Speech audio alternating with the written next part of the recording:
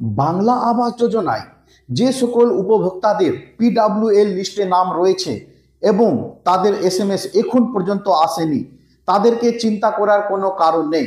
অনেক কেউ আমাকে কমেন্টে জানাচ্ছেন যে দাদা এখন পর্যন্ত আমার এসএমএস আসেনি, আমরা কি করব। তো বন্ধুগণ, আপনাদেরকে জানিয়ে দিচ্ছি যে আপনাদের চিন্তার কোনো বিষয় নেই, কারণ আপনারা ম্যানুয়ালি অর্থাৎ পঞ্চায়েতে গিয়েও এই অ্যাকাউন্ট ভেরিফিকেশনটা করতে পারেন।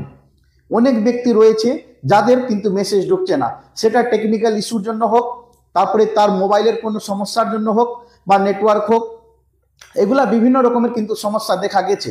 আমি ব্লকে সেই ব্যাপারে কথা বলেছিলাম। ব্লক আমাকে জানায় যে আমাদের কোনো টেকনিক্যাল ইস্যুর জন্য হয়তো তাদের কাছে এসএমএস পৌঁছায়নি, কিন্তু যাদের লিস্টে নাম রয়েছে তারা 100% বাড়ি পাবে, এটা কনফার্ম করে দিয়েছে। আর যাদের এসএমএস অর্থাৎ মেসেজ এখন পর্যন্ত ঢোকেনি, তারা সরাসরি পঞ্চায়েতে গিয়ে ম্যানুয়ালি ভাবে অ্যাকাউন্ট ভেরিফিকেশনটা করতে পারেন, তাতে তাদের কোনো অসুবিধা নয়। সুতরাং বন্ধুরা, আপনাদেরকে কোনো চিন্তা করতে হবে না যে আপনাদের এসএমএস আসেনি। বাংলা আবাস যোজনা বিষয় নিয়ে যদি আপনাদের আর কোনো সমস্যা থাকে, তাহলে আপনারা আমাকে সরাসরি কমেন্টে জানাবেন। চেষ্টা করব আমি আপনাদের কমেন্টের উত্তর দেওয়া এবং প্রবলেমটা সলভ করারও চেষ্টা করব। তো ধন্যবাদ বন্ধুরা ভিডিওটা দেখার জন্য।